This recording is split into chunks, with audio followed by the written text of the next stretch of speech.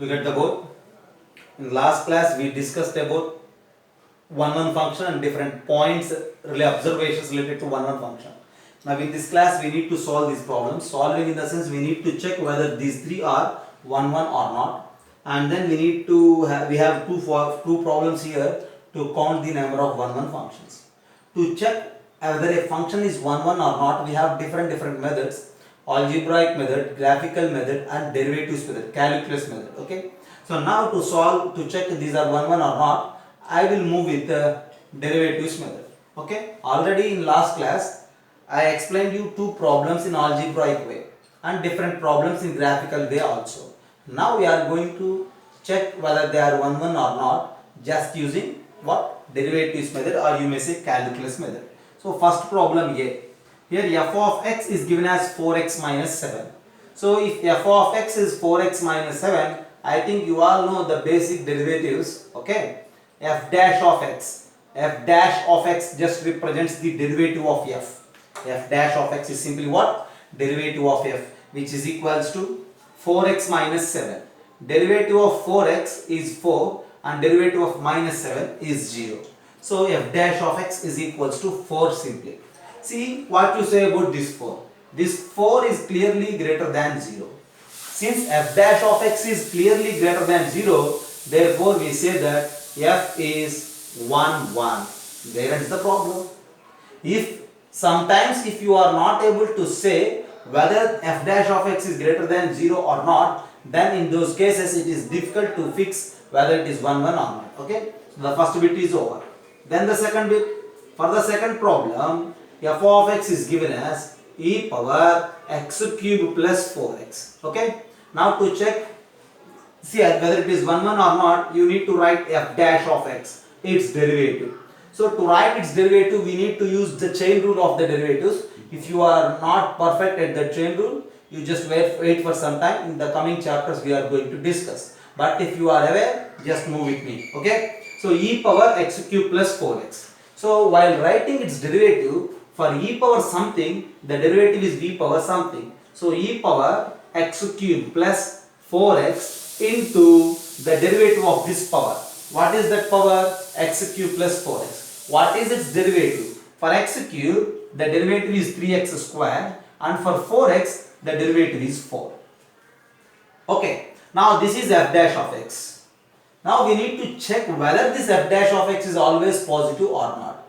Just have a look at this, e power something. E is just a number, just like 2, just like 3, just like 4. E is also a number whose value lies in between 2 and 3. Okay, for some time you just leave it, and in next chapter in limits I will give you a clear idea about that e. First of all, this is a number, and that number to the power x cube plus 4x. So always exponential functions are positive. You may take 2 power x, 3 power x, 4 power x, e power something, always they are positive. This quantity is always positive. Whereas if you think about this particular quantity, 3x square plus 7, 4 is positive, plus is positive, x square, something square is positive. So take any number in the place of x, this is always positive. So f dash of x is always positive. Since f dash of x is always positive, so here again f is 1, 1.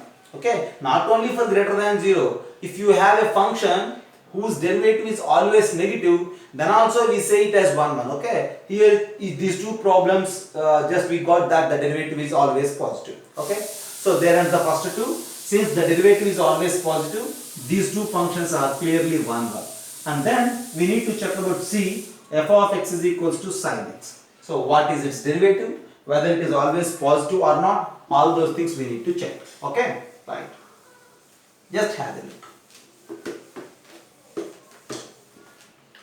So c f of x is equals to sin x is given. Then what you say about f dash of x? The derivative of sin x is cos x actually. So f dash of x is simply cos x. So you need to check whether it is always positive, whether it is 0, whether it is less than 0. That's what we need to say. Cos x is positive in some quadrants and negative in some other quadrants. So we need to think about it. This cos x is sometimes positive and sometimes negative, and that's why overall if you say f is not 1, 1. Okay. F of x is equals to sin x in the sense f is a function from real numbers to real numbers such that f of x is equals to sin x and that function is not 1 1. First suppose if f is a function from 0 to pi by 2 two real numbers such that f of x is equals to sin x only, then what you say? If you fix the domain as some 0 to pi by 2, we need to replace x values with these 0 to pi by 2 only. So the derivative of this f of x is equal to sin x is cos x. So in that cos x, in the place of x, now if you place any angle in between 0 and pi by 2, since this region is first quadrant region, always cos x is positive, and that's why we are able to say this f is 1 1. Okay. First suppose if f is from pi to 3 pi by 2 to r. If the domain of the f, if you restrict the domain to third quadrant, 180 degrees to 270 degrees, what you say? If you restrict the domain from pi to 3 pi by 2, again it is very clear that cos x is always negative in that region. Since cos x is always negative in this region, again that f is 1 1. Okay. But whereas if you restrict, okay, if f is from 0 to 2 pi to the real numbers. 0 to 2 pi in the sense all four quadrants we need to consider.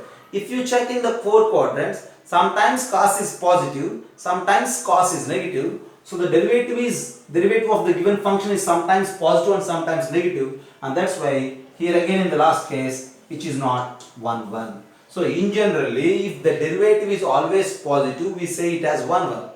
If it is always negative, we say it as 1 1.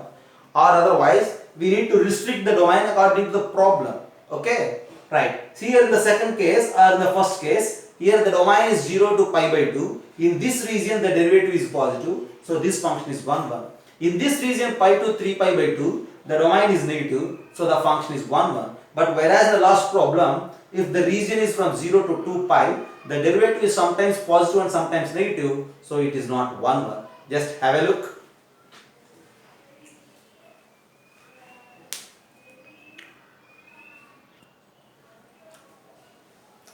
So D, number of 1 1 functions from a to b such that n of a is equals to 7 and n of b is equals to 5.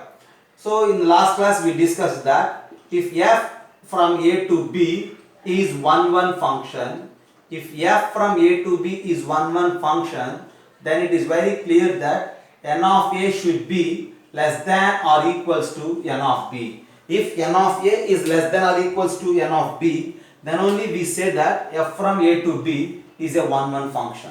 So but whereas if you think about d bit, n of a is 7, n of b is 5, so that 7 less than or equals to 5 is not correct, right? So for this particular problem, n of a is greater than 5. N of a is greater than n of b, and that's why you can't get any 1 1 function with these number of elements in first set and second set. So the number of functions from a to b in this case is directly 0. Whereas for the next bit e, n of a is given as 5, okay, and n of b is given as 7. Now it is very clear that 5 is less than or equals to 7. N of a is less than or equals to n of b, and that's why there exists some 1 1 functions, and number of 1 1 functions are what? See, what does it give? N of b factorial divided by n of b minus n of a. So as per the previous formula which we discussed in the last class, 7 factorial divided by 7 minus 5 factorial. So what is the value of 7 factorial? Okay, 7 factorial, you may write it like 7 into 6 factorial, 7 into 6 into 5 factorial, 5 factorial is 120, 7 minus 5 means 2, 2 factorial is 2, so 2 3s. So we need to multiply that, 7 3s is 21 into 120 are the number of 1 1 function from the first set having 5 elements to the second set having 7 elements. Okay, just have a look. If you have any doubts,